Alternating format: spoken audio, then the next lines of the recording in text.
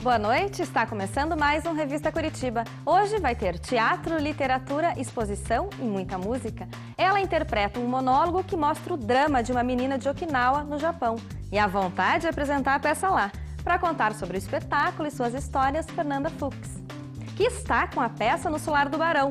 Agora, indo para o Solar do Rosário, na coluna Papo, converso com Lúcia Casilo sobre o lançamento do livro e a exposição na IFE no Paraná. E a música hoje está muito animada. Recebo apresentadores, jornalistas e profissionais do grupo GRPcom, que se reuniram e ensaiaram muito para apresentar no evento Som de Natal. Fique com a gente que o Revista Curitiba está começando.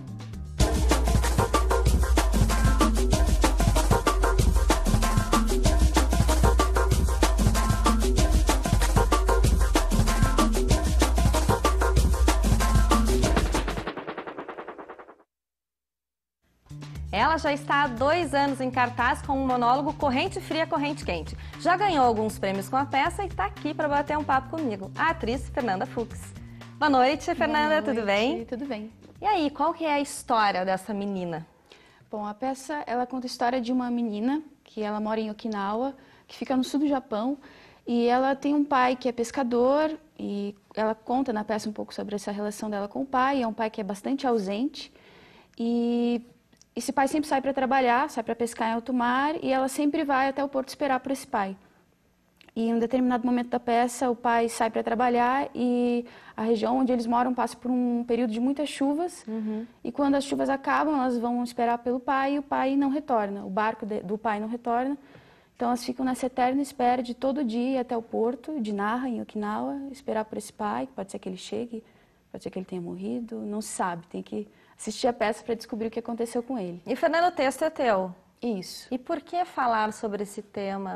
Tem alguma coisa, alguma história assim que você viu que aconteceu, que você desenvolveu esse roteiro? Então, em 2012 eu estava fazendo teatro com o Emerson Nogueira, que é um super diretor, ator aqui de Curitiba, que também está com uma peça em cartaz, depois eu vou falar um pouquinho sobre isso. E eu voltei a fazer teatro com ele, e a proposta era que cada ator tivesse uma história para contar, tivesse um pequeno monólogo. E numa das improvisações que a gente estava fazendo, surgiu uma coisa meio japonesa, meio geisha, meio samurai. E o Emerson, ele gosta muito desse universo japonês. E surgiu uma improvisação e ele falou, estude sobre isso. Então ele me mandou vídeo sobre a Grande Onda de Kanagawa, que é uma xilografura do Hokusai. Me mandou músicas. Você pesquisou bastante, assim, para escrever e para porque a ideia era escrever alguma coisa, a gente não sabia direito o quê.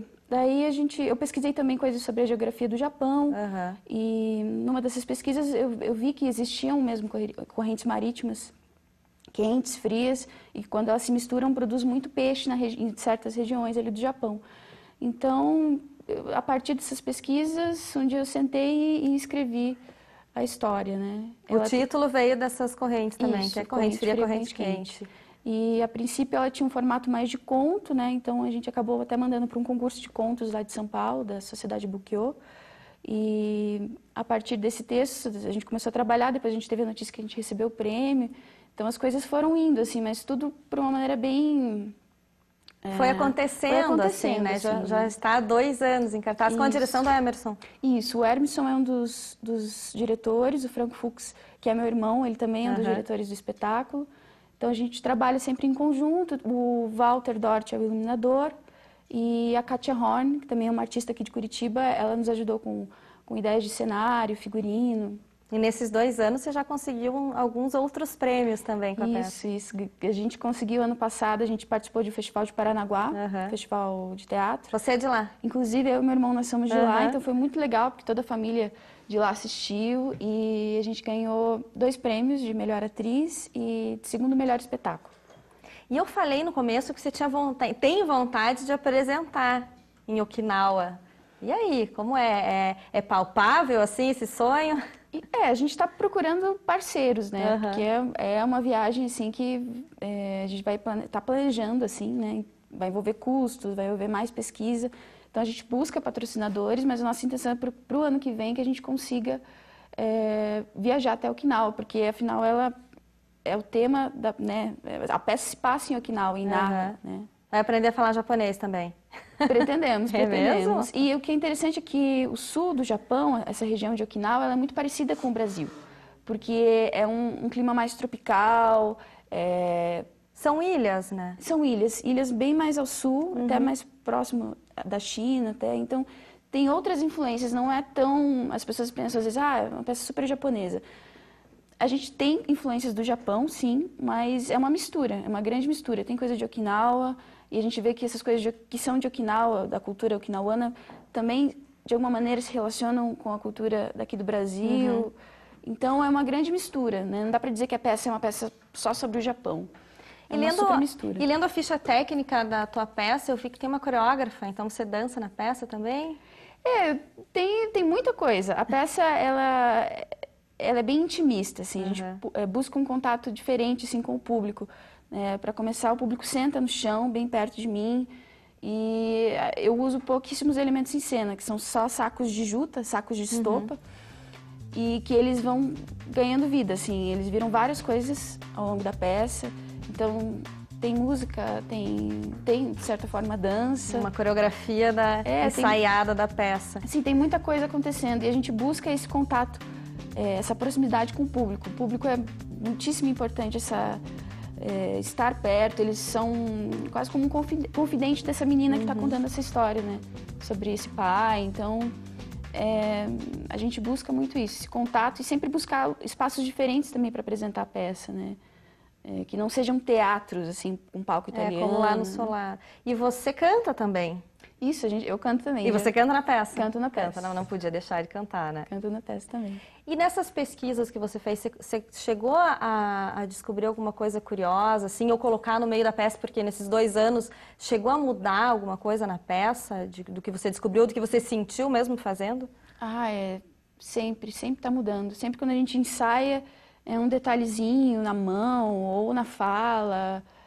A gente descobriu até que... Depois a gente começou a escrever, eu escrevi a peça, e depois a gente conversou com pessoas de Okinawa, e descobrimos que um dos pratos preferidos deles é a carne de porco, diferente do peixe, né, que a gente fala tanto do Japão. Então isso é uma coisa que às vezes vai surgindo, vai sendo colocado na peça, ou a imagem mesmo da grande onda, que volta e meia ela aparece em várias partes, corporalmente, né?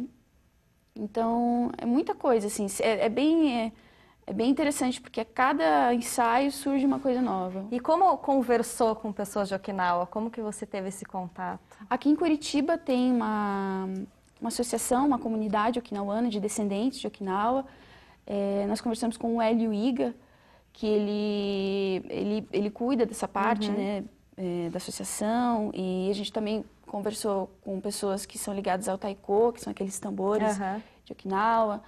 Então, volta e meia a gente acaba achando alguém que é descendente, alguém que já foi e que nos conta coisas, curiosidades. E com certeza deve adorar assistir a peça.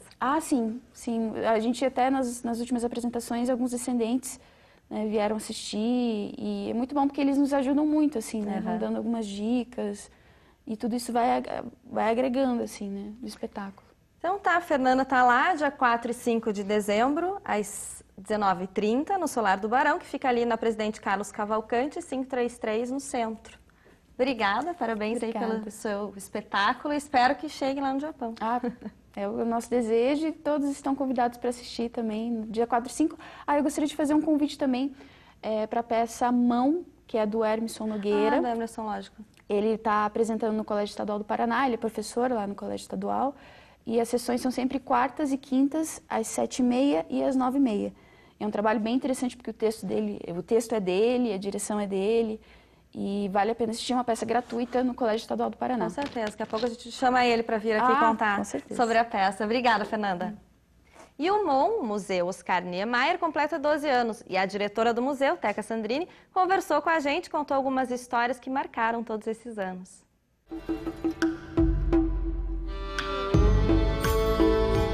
O museu está completando 12 anos, com uma visitação muito grande que a gente está tendo agora, e de alguma forma é o maior museu da América Latina, com um acervo riquíssimo. Nós temos recebido 30 mil pessoas por mês. A média de exposições nossa aqui no museu são 22 exposições anuais.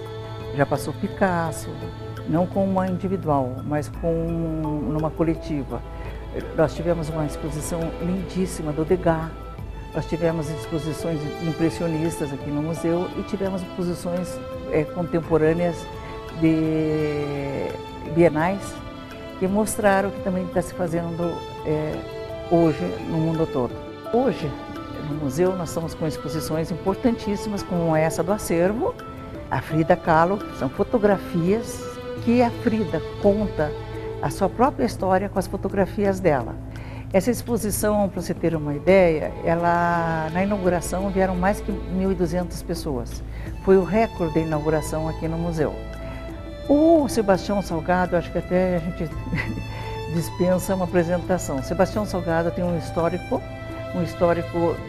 de fotografia onde ele se traz o problema social e nessa exposição ele traz lugares que nunca foram tocados pelo homem. Então, além de ser curiosa, ela é de uma estética perfeita e que fala de uma esperança e onde o homem pode recuperar aquilo que foi perdido.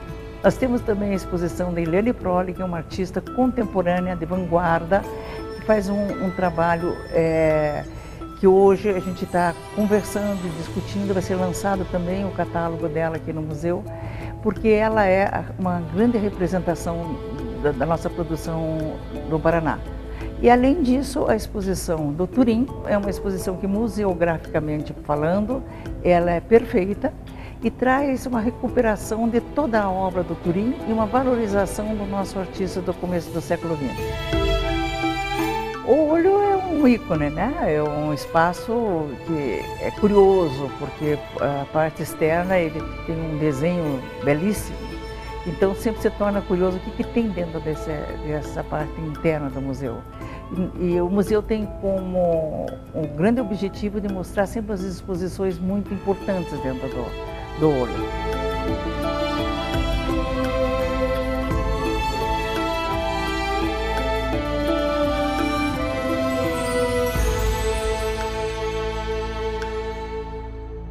Essas foram algumas das histórias do MON e antes do intervalo, fique com a nossa agenda cultural. Amanhã tem noite de autógrafos de 4 obras lançadas pela editora Pós-Escrito. São os livros Jairo, a Muralha Negra do Clube Coxa Branca, de Guilherme Matar, Cerebragens, de Fábio Marchioro, Uma Cruz à Beira da Estrada, de Paulo Barreiros e Contos e Outras Coisas de Eribá, de Eriel Barreiros. O evento começa às 7 da noite no Carmesim Espaço de Arte, que fica na rua Doutor Faibre, 621, no centro. Luiz Felipe Leprevot e João Félix são as atrações de amanhã e sexta no Centro Cultural Heitor Stockler de França. Os shows fazem parte do projeto Vozes da Cidade. Amanhã, o início é às 8 da noite. Na sexta, a apresentação começa às 10 da noite. A entrada é gratuita e o endereço do Espaço Cultural é a Avenida Marechal Floriano Peixoto, 458, no centro.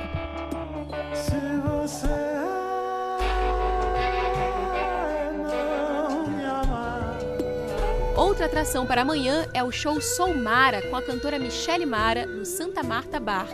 Eu prometo, sobretudo, nunca prometer. No repertório, muita soul music e R&B. A casa abre a partir das 7 da noite e a entrada custa R$ 12 para mulheres e 15 para homens. O bar fica na rua Bispo Dom José, 2030, no Batel. Os